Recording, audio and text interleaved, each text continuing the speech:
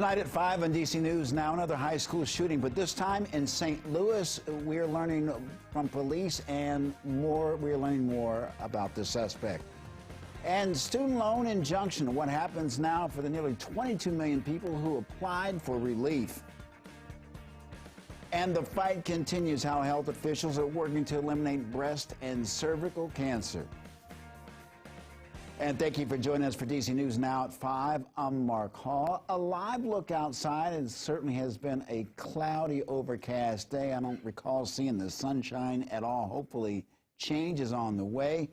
Let's head on over to meteorologist Damon Matson with the first look at the forecast. Damon, as far as weather is concerned, not a great start to the work week, but hopefully better days are ahead. Yeah, Mark, if you want to call it typical Monday weather, classic Monday weather, if you will, just that gray sky really sticking with a good majority of the viewing area here today. And it's been a tale of two different areas across the four-state and DMV. A live look at that satellite loop here through the afternoon shows that divide. You have clouds still hanging on from Hagerstown back into central and southern Maryland, into the DC metro as well, where yeah, we've only had a few peaks of sunshine here and there. It's been tough to come by, but once you head west back toward Winchester, Cumberland, through much of the eastern panhandle of West Virginia, there's been plenty of sunshine, and this is all because there's a coastal low pressure center still spinning away just off to our east, and that's what's pushing this cloud cover into the picture. Now, adding in the radar loop, however,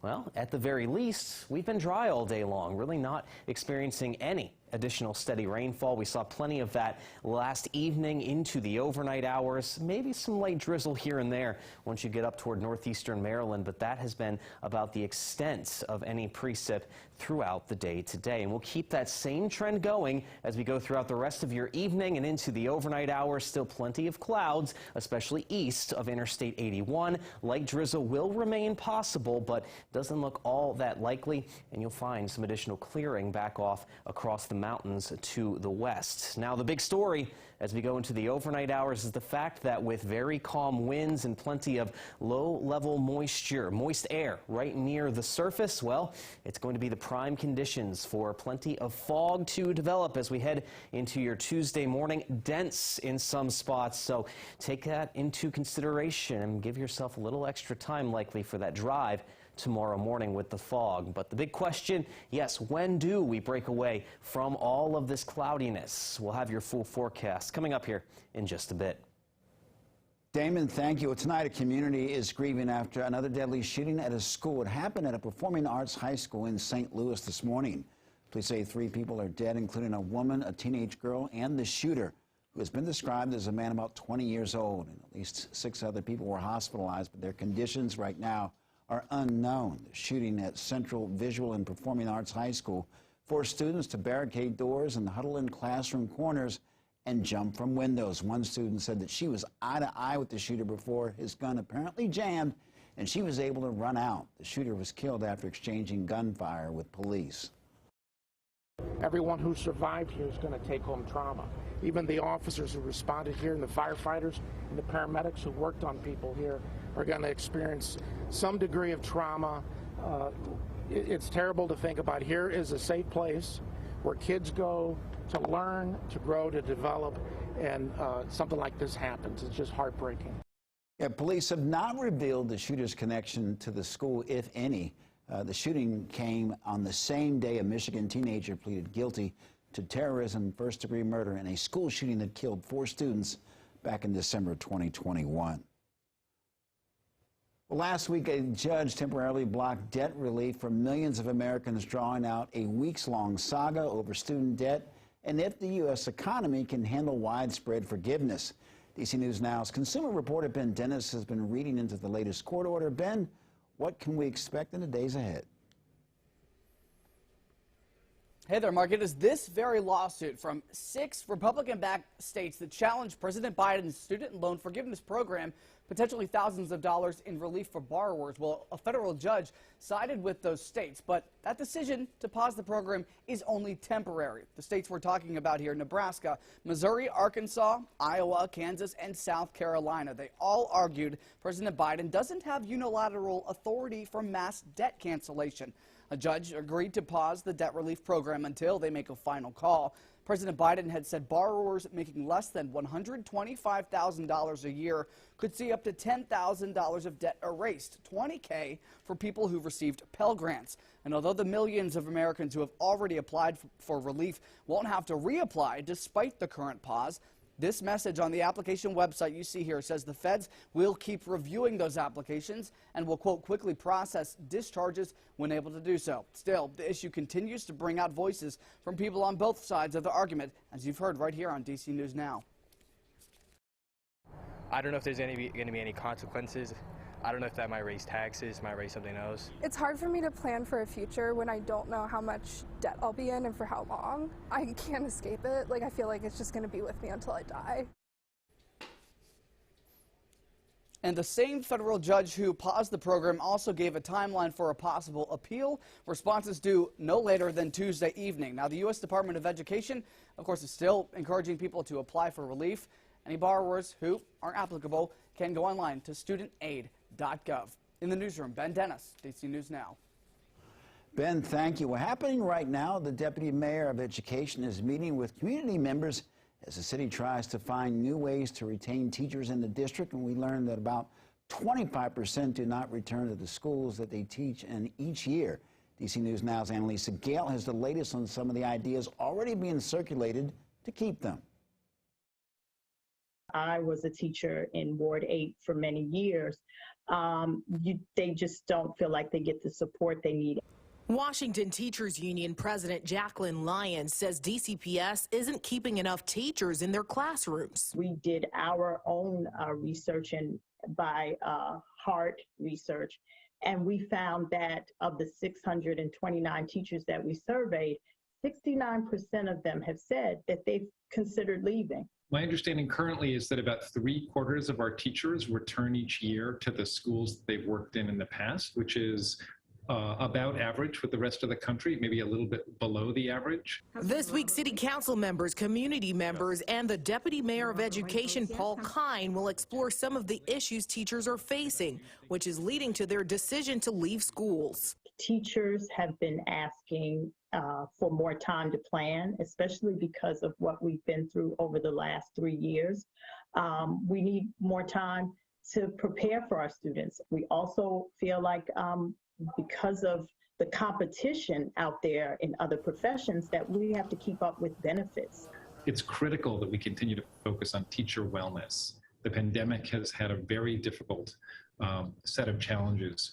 We've also got to ensure that teachers have really great working conditions. Lyons says currently one of the biggest challenges for the union, representing roughly 4,000 DCPS teachers, is a new contract with the city, which she's hoping will result in an increase in base pay. We have to compete, and so it's not acceptable that we don't have a contract. The union has been trying to negotiate, but they were unable to reach an agreement with city leaders, which means an arbitrator will now have to decide for the two. DC News Now asked the Deputy Mayor of Education for the latest on the negotiations. What is going on with the contract? Fortunately, I'm not able to talk about the contract given its current status. It would be inappropriate for anyone to be talking about what's happening behind those closed doors. What I can share is that everyone, from the mayor to the chancellor to me, all the administration, are very, very eager to have a very fair and healthy contract for our educators. Annalisa Gale, DC News Now. This was an egregious attempt by PRC intelligence officers to shield a PRC-based company from accountability and to undermine the integrity of our judicial system. You just heard from Attorney General Merrick Garland after the Department of Justice unsealed court documents today charging 2 Chinese intelligence officers with attempting to obstruct an ongoing investigation.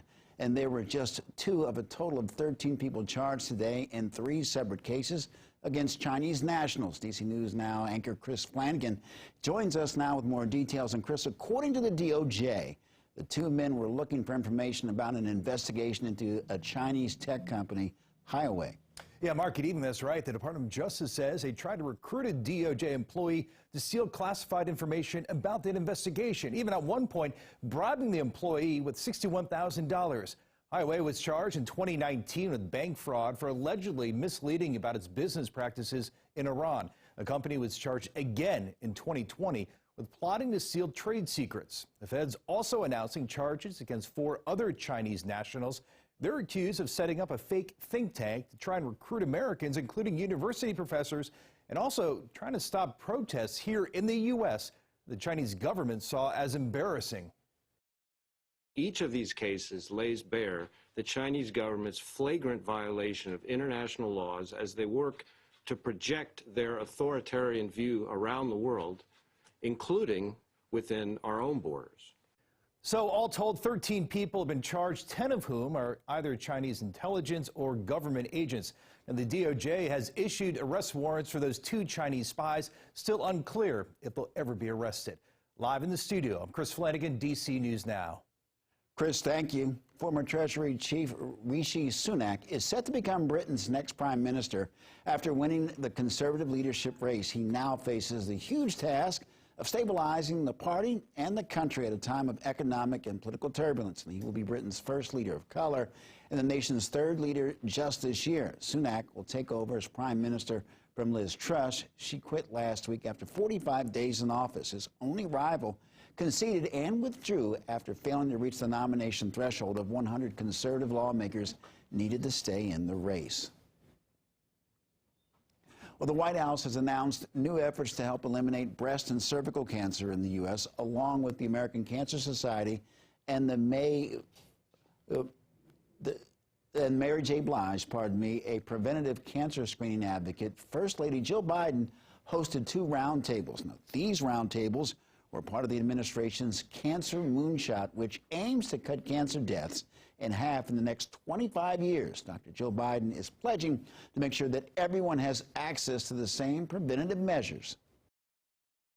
We're going to find the best way to help people get vaccines, screenings like mammograms and pap smears, and all of the care that they need, no matter their race, zip code, or background.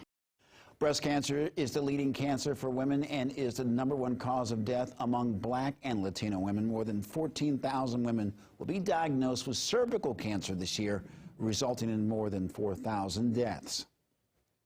Well, Leslie Jordan, the Emmy Award-winning actor whose Southern drawl and versatility made him a comedy and drama standout on the TV series, including Will and Grace and American Horror Story, has died. He was 67. Jordan won an Emmy for his guest appearance in Will and Grace.